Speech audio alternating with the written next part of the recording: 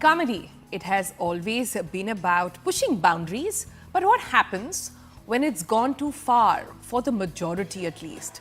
Comedy thrives on the unexpected, the uncomfortable, and sometimes the controversial as well. But can a joke stop being just a joke? What's good comedy? And when does it stop being just not funny? When does humor cross the line from clever to crass, from provocative to problematic? So, unlike film or television, stand-up comedy and comedy in general in India has always operated without clear regulations. Comedians operate on the idea of self-regulation. There's supposed to be an idea that there is a boundary being drawn, whether it is unsaid or said. But if that's the case, why do we see moments that seem to spark outrage? And is all outrage necessarily a bad thing? Where do we draw the line? Should an art form like humor even have a line at all? That's a crucial question. So today we are stripping the conversation down to the core with its off-limit in comedy. Should something be off-limits at all? And who gets to decide really on all of this? So joining us are two of the sharpest minds in the business. Let me welcome them on the program. Karthik Kumar is back with us on TVC. Hi there, Karthik. Lovely to have you back. Also with us is Papa CJ. Couldn't have thought of two better people to actually have this chat with. And before our audiences go, oh God, yet another debate on Ranveer Allahabadiya. Listen, this is not about him. This is just to say that we want to understand how humor is evolving in India. And when I say evolution of humor with different generations and the rest of it, should there be a line at all? So with that, Karthik, let me give you the opening remark. Are you disgusted by the fact that everybody is jumping on this on the comedian? Are you disgusted by the fact that why this should actually be national debate? Or are you saying, hold on, there needs to be a chat about this amongst the community? I think the community is constantly engaging in such conversations. This is not new to us. We are, at all points of time, stand-up comedy itself is a performative medium, which means that we are always amidst audiences, whether we are in a live space or whether we are on YouTube comments, right? So which means that this is not new to us. We've had multiple such discussions in microcosms of social media, right? The fact that it's gigantic right now and it's making headlines right now is peculiar, but not new. So this is I think this is unfortunately a part of the trade right now. Right. Okay. All right, let's go over to Papa CJ to understand. Papa CJ, you're someone who has been cracking jokes in stand-up comedy like this for decades. In many ways, you've shaped the early Indian idea of humor. When I say early Indian, I mean for stand-up comedy in particular. And I just want to understand from you, have you seen humor itself evolve? Because a lot of the controversy has been around what many consider as the obscene nature of this joke in particular. Without getting into that, do you think what is funny has changed over the last few years? I think what happens is over time, not only do comedians evolve, but audiences evolve as well. Now, I started my comedy career in London in 2004, and that is an audience that has been exposed to stand-up comedy for a very, very long time. Now, what tends to happen is, as comedians do a certain kind of joke, eventually the audience expects better. Now, what tends to happen in our country is when that audience starts to expect better, they evolve, but our country is so large that another audience comes and takes their place. So the comedian is not necessarily under pressure to evolve and move in a different place. So I strongly believe that, offense is rarely in control of the person on stage. And also offense quite often has to do with intent. Now, in a live performance, the audience understands my persona, they understand the context, and they understand my intent. If you were to take a recording of that clip and stick it on the internet, then people who are not in that room may take it out of context, may not understand my persona, may not understand what is going on in the room. I think as comedians, we've now been forced to think about not what we say necessarily, but where we say it. I mean, there's just so much to say on this topic. I mean, and when it comes to drawing a line, very often the role of the comedian is actually to dance on that line. And the beauty is that each time you push that line goes a little bit further. When I started doing stand-up comedy in India in 2008, nobody wanted to sit in the front row. To be called out. Now it's the front row that gets sold out first. I've had people come to me after shows and say, why didn't you pick on us? Why didn't you pick on our community? So, it keeps changing and evolving. I don't think in the art form itself, there should be a line. I do believe that comedians should be allowed to joke about anything. But the other thing to keep in mind is, people make mistakes. I've made tons of mistakes. There are jokes I would not do today that I did 15 years ago. So a lot of comics today are just young people. They're kids who've suddenly got millions of followers. You're on a stage, you've got this audience cheering, you get this high. And sometimes you say stuff to provoke, right? To get that reaction. Everybody makes mistakes. Sometimes you got to think of them as kids and forgive and move on. But the flip side to it, and I'm going to go for sort of bet for the other team as well. I have been at open mic nights where there is a 23-year-old comic who has gone up and said something extremely provocative, which has a religious tone to it, speaking out about certain gods and the like. And as a comic, I mean, I respect his freedom to say what he wants, but I was offended by the joke. And it wasn't a joke. There was no intention to entertain. There was no intention to be funny. A young audience, average age of 23, booed this guy.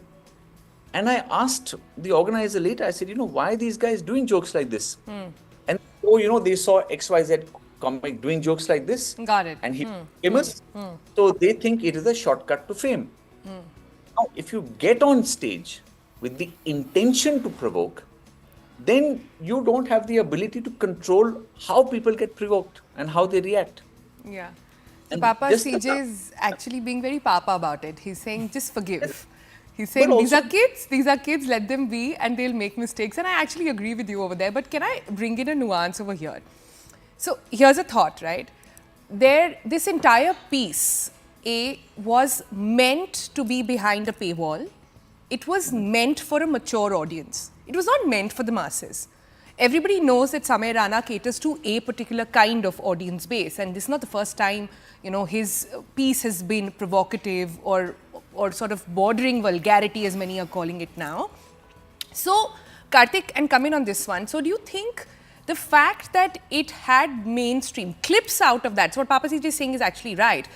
Clips out of that were put out on social media, which what provoked people out of context. Do you think then in that way, is it fair to judge an entire genre of comedy perhaps, which could be one way? Yeah, you're talking about a very, very mature concept right now, which I hope exists in our country, which is consenting adults in a forum. Right, we have consented to consume this right now, and we're interested. You're paying in for it. More of this frequency. Absolutely. All right. So, which means that if it's spilled into other forums and other forums got access to it and they got offended, that offense is technically, in that case, it's irrelevant per se. All right. So, which means that they were perfectly within their boundaries that they drew for themselves, and they also narrow casted it into a consenting adult's room.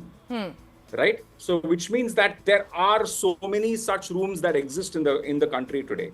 And I would like to believe that, yes, consenting adults getting into a room, not participating in anything illegal is absolutely okay in our country. And therefore, I would, at all points of time, if the constitution, if the law of the land stamped down upon me and said, I am not allowed to do this, I may be upset as an individual, but as a comedian and as a citizen, I'll be like, okay, fair game. So, Sonal and Toya, may I jump in on the Yes, whole vulgar? please, yeah. So let me ask you a simple question. Why does a comedian crack a joke? To make people laugh is the provoke a simpler. response. Exactly right. To make people laugh. My argument is actually, it is the audience that is vulgar. Right? today, if an audience stopped laughing at a joke, the comedian will stop cracking it. Right? So the only reason comedians keep cracking certain jokes is because audiences keep laughing at them. So if you're reasonably elderly and are worried about the exposure that your children are getting, raise better children. You know. So this is, Papa CJ, this is where, earlier when we were talking a little bit about the evolution of comedy, this is kind of what I wanted to us to touch on a little. The fact that now you have, humor that is being put out on YouTube, you have responses coming in. It's an online sort of space where there's ragging, there's roasting. Roasting has become a very popular form over the last few years. It's a full genre. Yeah, so does it speak more to the people we are, and is that maybe where this conversation should be, that India's sense of humor is changing? Where should we take this? I mean, India is, you can't say India's sense of humor. We've got, what, 1.4 billion people? Yeah. The beauty of our country is no matter what your kind of comedy, there is an audience for you, right? See, stand-up comedy is an incredible art form, right? It is life-changing for people who practice the art form. It is an outward expression of an inward journey. The journey is inward. So for the comedian, you get to a point where you are your truly authentic self. And that translates into other parts of your life as well. So your job as a comic is to be true to yourself. You actually don't care about the audience. Eventually, your audience finds you. If you're trying to be free or not, your audience will see through you. If you look at the more famous comedians in the world, Russell Peters, Jerry Seinfeld, Chris Rock, they're not going to change what they do depending on who's in the room. Right? I mean, Chris Rock might if Will Smith is in the front row. But, but the other thing to keep in mind is that today, if I'm doing a public show that is advertised as being adult, I will do what I want. You have bought tickets to come and see that. But if I'm doing a corporate show, it is my duty as a professional to respect the boundaries and guidelines of that space. Can I just butt in there, Papa CJ, because I think you've brought in a very interesting aspect of consequences and responsibility. And you said in your first answer that it wasn't meant for a stand-up, it was supposed to go on YouTube, different contexts, etc. But shouldn't social media content creators who are social media, they understand social media like anybody else, know that everything they say will go online? Clips will be made out of it. People will be following it. Shouldn't have others on the panel known that, I have people who follow, say, spirituality, etc. They will watch this content. Should that be self-regulated? Both to Karthik and Papa CJ, that one actually. Karthik, you want to go? No, I think the social media is actually extremely self-regulated. It is self-regulated from the artist's perspective because we get trolled so badly for even a great joke which worked very, very well for all the people intended for it to be funny. Right? When you put something on social media, you're basically letting the cat out of the bag into the universe. Right? Somebody is going to look at that cat and say, this is a cougar. This is not a cat. Somebody's going to look at that cat and say, this is an alien. Right? So the cat is out in the universe. Karthik, so it's a morning show. There's already a forum there. Karthik, it's a morning show. Comment sections. Oh, you realize, Oh right? my You could have God. offended people. Look by at saying that. I'm look glad at the you two said people that who and not laughed at the joke. Now that's. I'm on you happy now. this is getting meta though, in the sense that we're making jokes in a, but no, it's beautiful. No Can clips on social media for this Yeah, time. this entire last portion. But no, can we also ask you this? See, we've kind of, please go ahead. No, go ahead and then I'll, So there are two aspects to this. One, I'm not very qualified to answer this question because I mostly do live stand-up. I'm not a fan of sticking things on the internet. I prefer the live audience. However, for example, when Charlie Hebdo happened. Yeah. Now you can have debates till kingdom come on whether it was right or whether it was not, but don't pretend to be surprised that it happened. Now, if you're going to... So today as a comic, when you are doing a joke, you know that there are certain people who will be offended by that, right? Or certain people who may come after you for that. Now, you have to take a call whether making that point is more important for you or in some cases your personal safety is more important for you. Now, me personally as a comedian, I have no problem teasing people. I have no problem embarrassing people. But I'm not a hurtful comedian. So if I see somebody in the room and I know there is a certain joke that will be offensive to them, personally, in most cases, I would make the choice not to make it. But that is not my choice to make for another comic. Right? It is up to them, knowing fully well the reality of the world we exist in. So then that's up to them.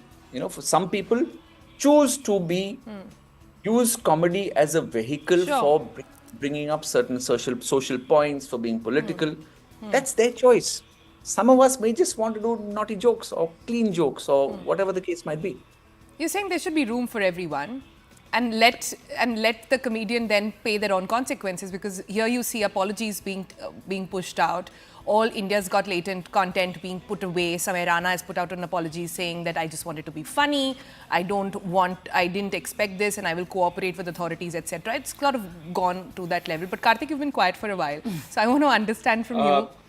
I think, who's watching social media, all right? Who's watching India's Got Latent? It's a lot of young people out there. And they are witnessing, where they're witnessing certain things being said on stage, which is being said in their home as well.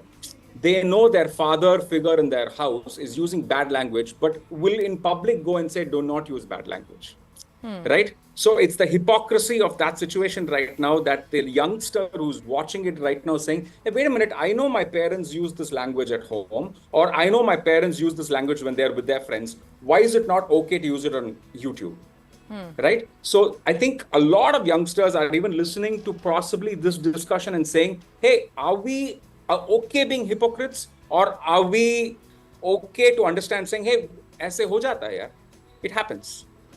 This kind of language is part of our parlance right now, and therefore, if it's tomorrow paraded as funny right now, it is equally funny if my father says it in front of his friends. Right? So we're setting it's probably funnier if your father says it, huh? It probably is. And I think a lot of young people are watching this and saying, okay, now this seems a little hypocritical. Where do I stand on that? And I think that conscience keeping that young people are going to do for themselves is very, very critical. And I truly respect young people to be able to witness this and make a decision at the end of the day saying, I'm going to continue to listen to that joke or not.